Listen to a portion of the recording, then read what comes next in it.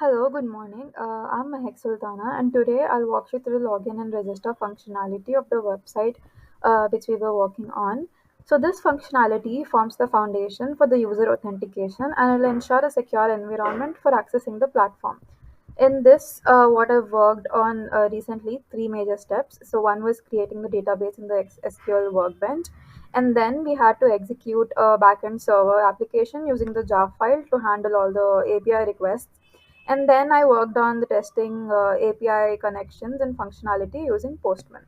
So let's go step by step and how the implementation process worked. The first, what I did was we created the database. Okay, so the next step was database creation. Here we had to set up the database using the SQL workbench. To manage all the user data, we had to design a relational database, and we've implemented like table structures which included essential fields like user ID, user email, password, status, login tries, etc. So once the schema was finalized, we created the database and like executed the SQL queries in Workbench, and we had to initialize all the tables, and then we had to prepare for the backend integration. So for the backend integration, the backend acts as a bridge between the database and the front end, as we all know.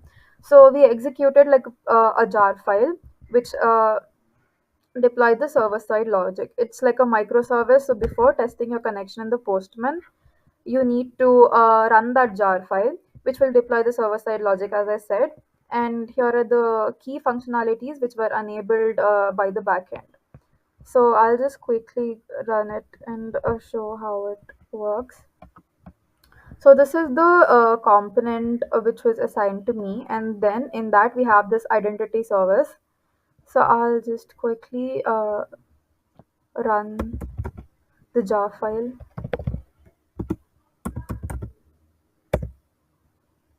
and I'll just enter the command. Okay, so this our jar file is being executed, so we can just minimize it and keep it over here.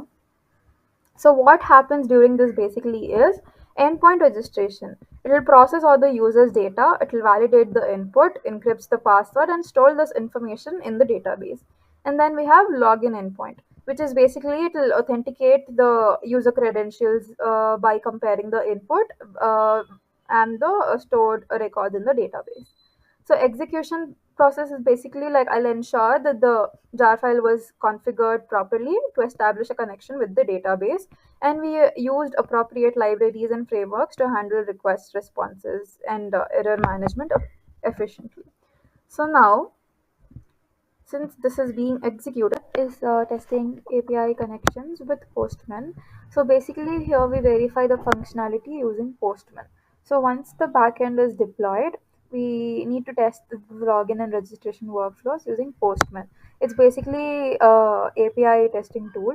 Here's how we can validate each of this functionality. So the first thing, registration. Here you can see we go to the add user. Add user is basically registration. So here, as we've put created tables in like database, user email, user password, status, login tries, country code, etc. Here you need to give in certain details, enter those details, and once you do that, here we go to authorization, and then we have to select the bearer token. Like types of authorizations are there. We select the bearer token, and then we just need to send it. So once we send it, here you can see it says user already exists. Since this thing I've already created, registered it before. So when you try to register the same thing again, it will give you this message such as false, user email already exists. So now you can just change, let's say we give um, Raj, and then we just send. Here it says user registered successfully. Similarly, whenever you try to log in, you can just simply go to the login user. Here you give the user email, you give the user password, and then says login successfully. So registration testing basically it's like a post request with like sample user data. So this is the data, username, whatever, and then it will be verified whether the data is successfully stored in like the database by running the SQL queries in Workbench. And then edge cases like missing fields, invalid formats, etc. We need to ensure that the error handling was robust. Then, as I said, the login part, what we do here is this is also a post request to the login endpoint to validate all the credentials. This is basically the email and the password. We need to confirm that the response was it's giving a successful message, like a success message over there, or what is happening, whether it is logging in or not logging in. So tested invalid credentials, ensure the system rejected them gracefully, and we return them an appropriate error message. Similarly, there's also get users as well. So these are like the few things which we were working on. Okay, so whatever changes we make over here, if we add a user or we log in a user, whatever changes we are doing over here, it will be reflected. The same thing will be reflected in our database. So here you can see I've added a few registrations. So these users will be added in the database and will be reflected over here. It will be showing you everything. So this was the login and registration part of the website.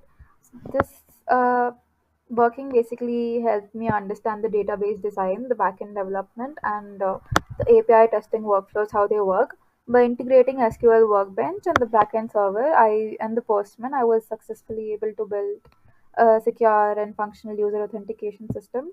This taught me how to tackle challenges like ensuring the data, managing database integrity, and as well as debugging all these API connections. So, yeah, this was from my side about the login and registration functionality. Thank you.